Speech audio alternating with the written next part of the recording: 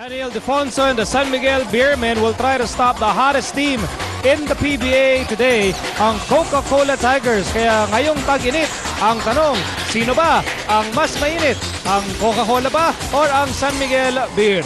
Magandang hapon po, live mula sa Araneta Coliseum. Ako po si Miko Halili, kasama si Richard Del Rosario para sa PBA on ABC. Inyo pong mapapanood ngayong hapon ang dalawang pinakamainit na kupunan sa PBA ngayon. Tama yan, Miko. Battle for the early lead sa ating Philippine Cup. Of course, pagka iinumin nyo itong dalawa ito, masarap yan, ice cold. Pero dito talaga sa PBA, talaga ito yung dalawang pinakamainit. Coca-Cola na 3-game winning streak, ang San Miguel naman on a 2-game winning streak. Kung kaya't itong dalawang kupunan ay nangunguna po sa team standings, kitang-kita po. Angat po sa iba, ang Coca-Cola wala pa pong talo dito sa Grand Matador Philippine Cup. Ang San Miguel naman tabla sa Ginebra with 2 games and 1 loss. Pag manalo po ang San Miguel, they will share first place with Coca-Cola. Tama yan, kasi meron tayong winner over the other rule. Ang magiging number 1 dito, San Miguel. Kaya parang battle for the early lead na nga to. Pero, you know, at the start of this conference, basing from their performance in the last conference, hindi mo akalain na sila yung magli-lead dito at the early stages of our tournament. Pero yun na nga, maraming mga surprise talaga dito sa PBA. These teams have been playing very well. Well, the biggest surprise, no doubt, has been Coca-Cola. And they're being led by the surprising rookie, Denok Miranda. Nung siya po ay kinuha ng Coca-Cola as the 3rd overall pick nung nakaraang draft, they knew exactly what they were going to get. A point guard who had good decision-making, who was very enthusiastic, very excited, very energetic, and he is certainly proving out to be a wise investment on the part of the Tigers. Well, a lot of people question nga itong kung bakit number 3 itong si Denok Miranda. But if you look at his numbers in the previous game, he proved why he deserved to be the number 3 pick in that draft. He had a breakout performance with a career-high 20 points in that game, 6 of 7 from the field. In that game, he scored 100% from the 3-point line, 83% from the 2-point line, and 70% from the free throw line. Talagang napakaganda ng pinakita ni Denok Miranda. He is actually the 2nd leading scorer for his team right now. And Denok is trying to bring his collegiate championship experience into the PBA para matulungan namang umasenso itong franchise ng Coca-Cola. Ngayon po, kung titignan niyo po kami ni Richard, kung kami po ay big and small ng PBA panel, ang Coca-Cola naman, meron silang tinatawag na big and tall. Tall is Rafi Rivas, big is Ali Peak. And this awesome front line has certainly helped the Tigers surge ahead here in the Philippine Cup. Well, these two players are really hungry to get into the win column at yung kasi because of the last performance nga, the last conference, para lagi silang natatalo. They're leading their team right now. Now sa front line here for the Tigers is there Ali Peak going to work in their last ball game or 2 games ago. He had a perfect stint from the field, 12 out of 12. Kaya makikita niyo dyan yung numbers itong si Ali Peak. Kita niyo naman, ang taas ng field goal percentage niya, 71%. In the last game, he scored 10 points and 16 rebounds. On the other hand, Rafi Rivas naman, very consistent. Last game, he scored 15 points and 10 rebounds. Maganda dito kay Rafi Rivas. Talagang he brings a lot of rebounding power para dito nga sa Coca-Cola Tigers. And you know, Ali Peak has been a monster both on points and in rebounds. And Rafi Rivas always a menace as far as defense is concerned. And a gentleman who will try to control those 2 men mula sa San Miguel is Dorian Peña and Danny Ai. Marami nagtatanong kung meron pa bang bangis na natitira dito sa kupunan ng San Miguel. And here in the early stages of the tournament, kanila pong pinapakita na talagang may anghang pa rin itong San Miguel Beermen. Tama yan. At saka ito na nga si Dorian Peña at saka si Danny Ai. They have to work overtime, especially in this conference dahil wala na nga dyan sa frontline nila si Nick Velasco. So a lot of pressure on the shoulders of these 2 big men. And if you look at their numbers right now, maganda talaga ang kanilang pinapakita. What I like about Danny Ai's numbers is his assist, 4.3 assists. So he knows how to share the basketball. He attracts the defense and then he gives up the basketball to his open teammates. Dorian Peña, on the other hand naman, what can you say about the big dog? Talaga bang very consistent in points and in rebounding. He's averaging in double figures. So Danny Ai and Dorian Peña will take care of business in the shaded lane. And the man who's tasked to pour in the points is none other than Dynamite Danny Siegel. He is regarded as one of the most explosive scoring guards in the PBA today. And here in the Philippine Cup, may pagkakataon pong ipakita muli ni Danny Siegel ang kanyang kakayahan to take over basketball games. That's correct. At saka ito ng factor na lang kay Danny Siegel. As long as he remains healthy, San Miguel Beer will be a very dangerous team In his last game, he scored 19 points and 10 rebounds. But look at his overall numbers as far as averages are concerned. 3.3 steals a ball game. That's the conference best. Alam mo, because of his awesome offensive touch, itong defense si Danny Siegel medyo nasa background lang eh. Pero ngayon, leading the conference in steals, he's showing everyone that he can also defend. Plus the fact that he's helping out their big men in terms of rebounding. He's the second leading rebounder in his team with 8 rebounds a ball game. And just like my partner here, there are two gentlemen that we will talk about, virtually unnoticed, the unsung heroes ng dalawang koponan, Will Antonio for Coca-Cola and Chris Calagio for the Beermen. Grabe pinapakita ng dalawa to. Role players, living up to their roles to the hilt. At saka ito, kikita mo, ang maganda dito sa dalawang dito, pagka nakukumera na nga yung kanyang primary offensive option, John Arrigo at saka si Danny Siegel, you can depend on these two guys to provide the scoring stock for their respective teams. If you look at their numbers, maganda yung kanilang percentage from the three-point field goal area. 38% for Will Antonio, 39% for Chris Calagio. Maganda pa dito kay Will Antonio, 7 rebounds a game. Hindi lahat na nakakaalam, Chris Calagio is leading the conference na three-point shooting.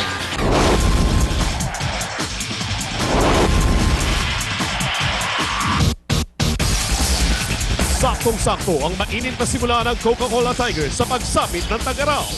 Sa pangunguna ni na Ali P, John Arrigo, Rafi Rivas at ang rookie point guard na si Denok Miranda. Naimsa ng uhaw ng Coca-Cola at kasalukuyang nasa solong liderato. Itataya nila ang kanilang unbeaten 3-0 win-loss record kontra sa San Miguel Beermen na meron namang 2-game winning streak matapos matalo sa opening day. Pagbibidahan naman ni na Danny Siegel, two-time MVP Daniel Defonso, Olsen Racela at si Dorian Peña ang ratsyada ng mga Beermen. Makatabla kaya ang Beermen sa liderato o magpapatuloy ang pamamayagpag ng mga Tigers? Bakbakang walang import, Pinoy sa Pinoy, laban kung laban!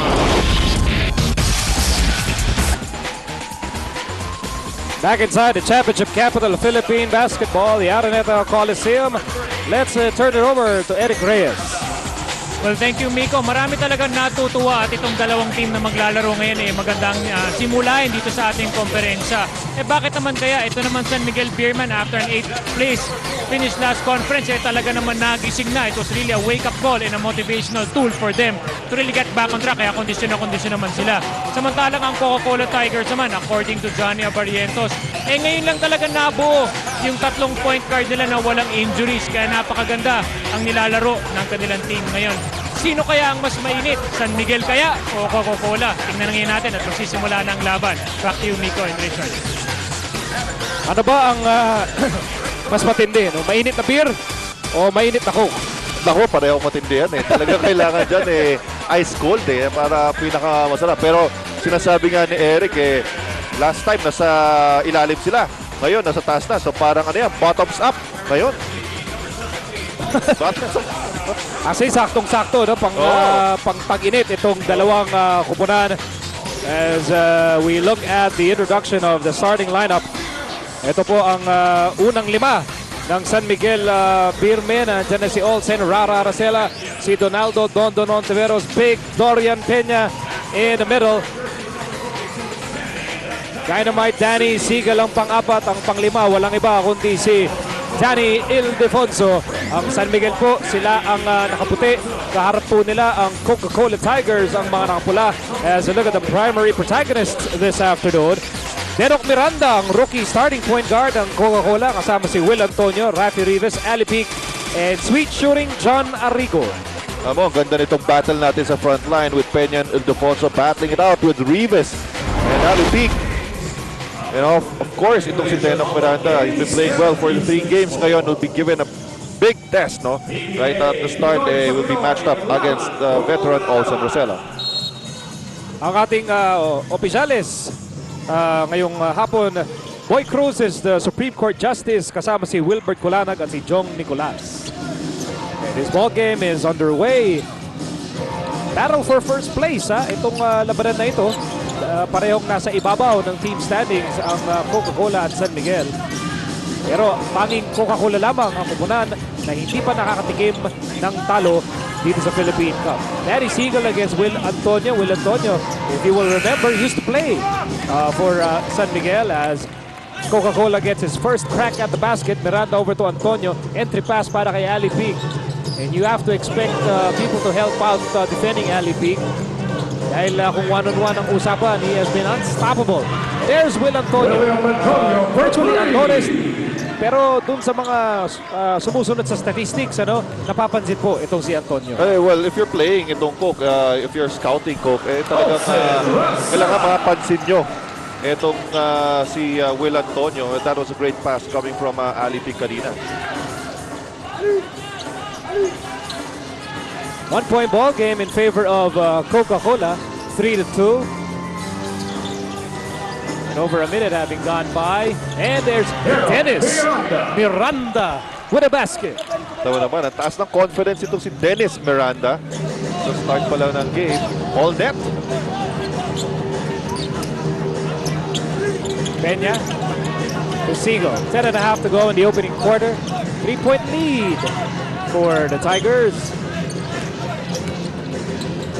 Here's Ontiveros. For three. Alam mo, dito, simula pala, shootout na between these two squads. Kulang ata sa Meriente itong si Boyet season. Boyet, of course, is our Coliseum Barker. Ba't tinawag pa namang Danny si London? Here's Antonio, bounce pass for Pig. Pig, nowhere to go. Top shot, and the ball ends up with Racela. Side ball game at 5 points apiece. Racela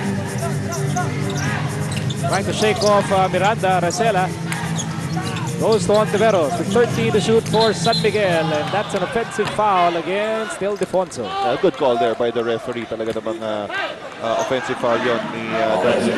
Pero alam mo, ang dami nagtatanong, bakit kaya itong Coke nananalo at the start of the conference? They were not really favored to be on top dito sa ating conference, pero they're really doing it based on their defense. They're the #1 defensive team right now, only allowing about 74 points a game yung score ng opponent sila. So, I mean, basketball is not really about offense, as you see their good offensive move. Hi, John Arrigo. John Arrigo, scoreless yan in their last outing. Of course, my partner here knows a thing or two about defense, because that's all he has. Yes, Danny Siegel, no sir. At yung rebound napunta kay Ali Pig as we near the 9-minute mark of the opening quarter. Tigers up by 2 points. And here's Denok Miranda quarterbacking. Good matchup here with a veteran, Racela. Here's Arrigo on the right side. Arrigo on the move. Arrigo, nahanap si Antonio, and not that time para kay Will Antonio. Still a good shot there. Good pass coming from John Arrigo. Open jumper. High-low play, and Peña is blocked by Pig. One more try, still no go. There's that defense that you were talking about, Richard, on the part of Coca-Cola. And that's a trademark naman talaga ng kanilang coach, si Coach Binky Favis. No? A lot of coaches were telling me, when Coach Binky handled the squad, you can expect Coca-Cola to be a very good defensive team dahil yan talaga ang forte niya. Even when he was a player, Yes. Binky was one of the peskiest customers around. Yes, that's right. I played with Coach Binky for a couple of years in Lasal before he transferred to UST. At talagang very, sabi nga nung player niya, si Gerard, nakausap ko, very strict nga. Mabusisi masyado, especially in practices when it comes to their defense. Antonio, offensive rebound, and the putback is good. Good start here. Para kay Will Antonio, meron siyang isang TM3. And now he has a total of 5 points, giving Coca-Cola a 4-point lead. You really have to locate Will Antonio on the offensive force. No? He's averaging 7 rebounds a game for his team. Ontiveros. Ildefonso, nauubusan na ng oras dito ang San Miguel for the shoot. Ildefonso forces one up. Will Antonio nakakuha ng rebound. Antonio over to Miranda. Miranda on the right side. Miranda cross court. Antonio against Danny Siegel. Pig to Arrigo. Babalik kay Pig. On the repost. Susubukan ngayon ni Pig ang depensa ni Peña. He slices through and he won't connect. as we near the 7-minute mark of the opening quarter. Apat ang hinahabol dito ng San Miguel. Beermen enter the ball game with 2 wins and 1 loss. It's a nice pass coming from Sino and an easy twinner para kay Ildefonso. And great position there by Danny I. Medyo nakalusot siya doon, no? Against the defense of Rafi Rivas. We're nearing the halfway mark of the opening quarter. Peak with the basketball. Pinasa kay Arrigo with 3 to shoot. Arrigo from long distance, in and out.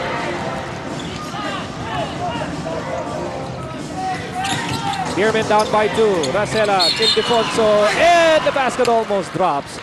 That would have counted. Pero may dalawang free throws si Ildefonso. Great pass there by Olsen Racela. Everybody thought he would be going for that shot. Pero si Daniel Ildefonso rin, maganda rin yung ginawa niya noon, no? Talagang was ready to get that pass.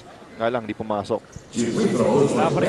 Upas ang passing ability ni Olsen. As Ildefonso converts on the first free throw. By the way, si Olsen will be the focal point of our halftime feature. Inyo pong makikita yung napakagandang tahanan ni Olsen Racela. And once again, he would like to clarify, he is not 37 years old. Sino ba kasi nagkalat no, na 37 years Alam mo, old? as far as I can remember, because we were there, di ba? I think it was Coach Tim Cohn who mentioned that okay. Olsen was 37. He is not 37. He is turning 37. No. Hindi. Nakagalit pa rin sa'yo si Olsen yan eh. Hindi. Ang katunayan po niyan, Olsen is only 35. Yan.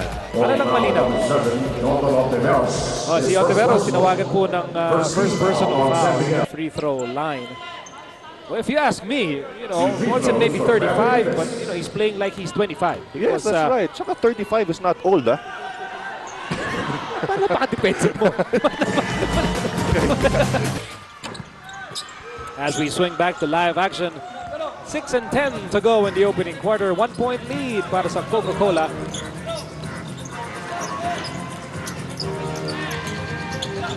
Ildefonso top of the key. Siegel on the right side. Racela wide open. That's money in the back. Well, that time, wala nag-rotate on defense as Denok Miranda helped out on the penetration. Kaya nakalibre doon si Olsen. Here's Antonio. Napakalinaw. Pinura ni Peak si Peña doon sa Exera. Hindi madaling gawin yun. Pero At hindi rin mahirap makita pag may tinulak si Ali Peak. Timeout po para sa San Miguel Beermen with 5 and 41 to go in the opening quarter. At lamang po ang San Miguel 11-10 here in the first period. Our offense is such that we just want to keep moving the ball around. We keep emphasizing every day that this is a game and it's meant to enjoy. It's meant to be enjoyed and it's meant to be enjoyed as a team. So we just have to keep moving the ball around, finding the open guy, and until we find that open guy, we just keep enjoying screening, passing the ball, and creating situations for one another. Our defensive strategy is simple. Whatever we do on defense, we have to do it with pride. So far, it's been working, and we want to keep pounding on this basic principle of defense. Ayan po si Vincent Binky Favis. You mentioned earlier itong si Binky, mabusising coach. Alam niyo ba gaano kabusisi itong si Binky? He does not believe that there is such a thing as a good foul. that's a good foul. Oo, sa kanya, if you play good defense, there is absolutely no need to give up a foul. Well, tell that to the referees, no? Sasabihin ko. Yan ang Kaya nga siya nakikipagtalo sa mga referees. Ganyan po kabusisi ang defensive philosophy ni Binky. Pero sinasabi nga niya, you have to enjoy the game. But there's only one way for a team to enjoy playing basketball is to keep on winning. Nobody enjoys losing. And so far, they're enjoying right now here in this conference as they're the only undefeated squad.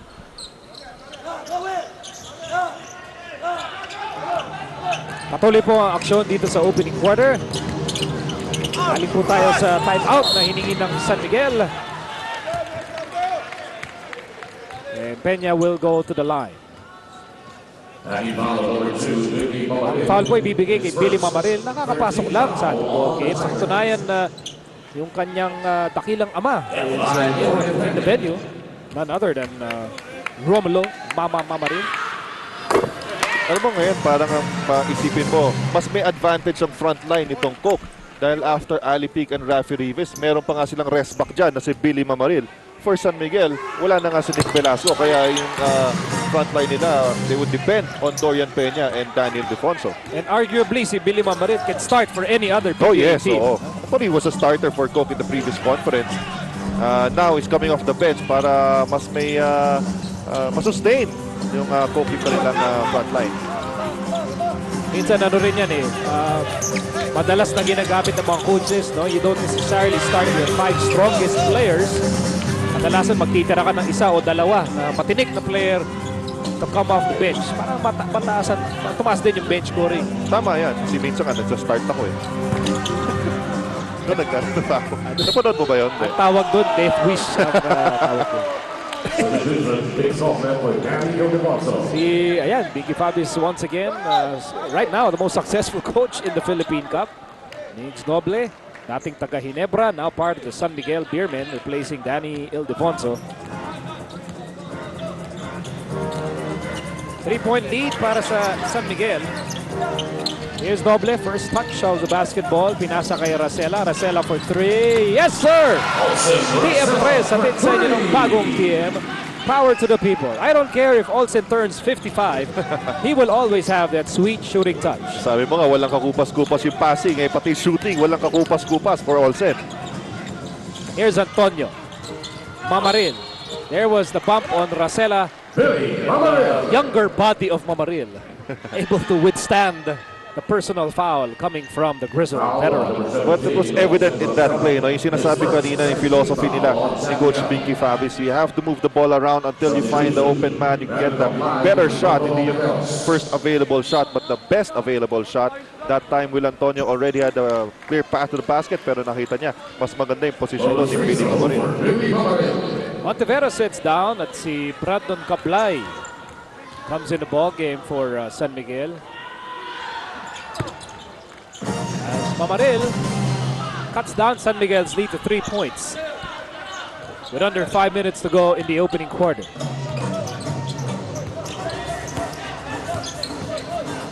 Sigo. Where is he going? He goes to Racela. 10 to shoot para sa San Miguel. Noble goes to Danny Siegel with 6 to shoot. Siegel scoots past Will Antonio and he knocks it home. Patent glide in the air of Danny Siegel that time. Teka muna, sabi ni Jong Nicolas, may nakita siyang foul mula kay Peña as we swing over to Eric Reyes. Well, Miko, I spoke with Billy Mamaril kanina at sinasabi nga niya sa akin na he's not really happy with the way he's playing. He's actually, in the past 2 games, he's been shooting 1 out of 14. So, pero nakashoot sa kanina, so 2 out of 15 na yon.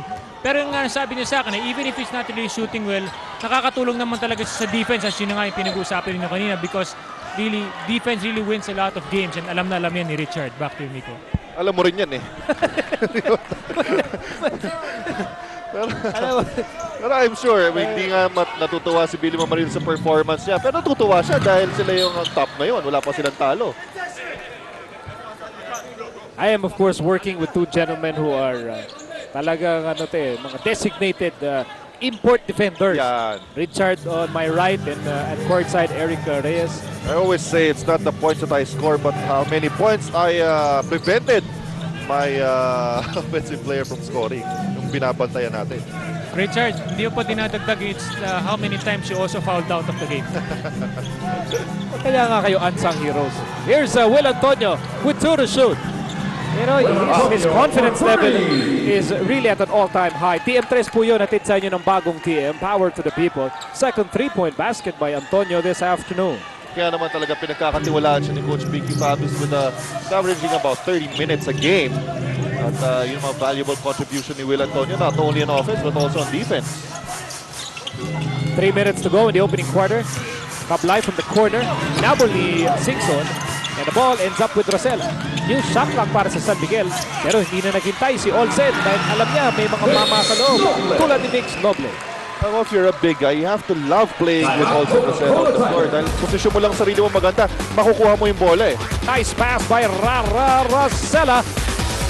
And it's a 4-point lead para sa San Miguel Beermen.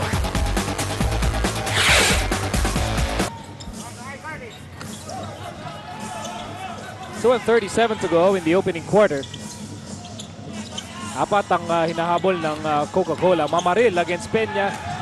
Wainwright from the corner. Inside to Mamaril. So meron na rin tayong changing of the guards here for the Tigers as Johnny Barrientos pumasok na kasama si Dale Singson. And also Rob Wainwright is there. Also provided big numbers in their last win against Beerfoods. Si Calagio kakapasok din sa ating ball game para sa Beermen. At sabi ni Wilson Kulanag, Calagio was dancing with the wrong pair of shoes. So the ball goes back to Coca-Cola. Daniel Defonso is back on the court. Si Peña ay pinaupo muna ni Coach Jong Wichigo. 2-point ball game in favor of San Miguel as we near the last 2 minutes of the opening quarter. Here's Mamaril. Johnny A. Laban kay Kablay. Abarientos. Cross court. Singson. Mamaril at the post. 5 to shoot. Mamaril makes his move. Offensive foul ang tinawag doon dahil tinanggal niya yung kamay doon ni Danny Ildefonso as he was backing up at the post. Kitang-kita yon ni crew chief Boy Cruz. At marami nang nakitang foul sa kanyang karir. Ito si Boy Cruz officiating. Or he has been officiating for over 10 years now dito sa PBA. So hindi ka na pala inabutan ano. Nag-abot na yan. More than 10 years na siya. More than 10 years. Hindi ka na siguro inabutan. Nabutan ako niya. Ang dami tinawag sa akin about yan. Hanggang ngayon nga, sama pa rin ang tingin ko pag pizza. Naalala mo ba yung ginawa mo dati? Siguro hanggang ngayon may mga tinatanggi ka pang foul. A minute and a half remaining in the opening quarter. Wainwright with a leather. Dua Barrientos. 2-point ball game in favor of San Miguel, and the Tigers with an opportunity to tie the count. Here's Wainwright. Rebound para kay Kablay. Beermen on the run. Kablay steps on the brakes. On Tiveros. Maraming oras para tumira dito para sa San Miguel. Here's Noble with a basketball. 10 on the shot clock. Calagio on the move. Calagio over to Ildefonso. 5 to shoot. Ildefonso no goal. Abarientos with the rebound. And here comes Johnny A. Singson. Wainwright wide open. All day to shoot. And he knocks it home for a long twinner. Not like the way the Coca-Cola Tigers switch the ball from the strong side to the weak side just to locate the open man. And the shooters have been having a field day. Ano nangyari dito? May Warning, Coach Ricky Favis for the delay of game.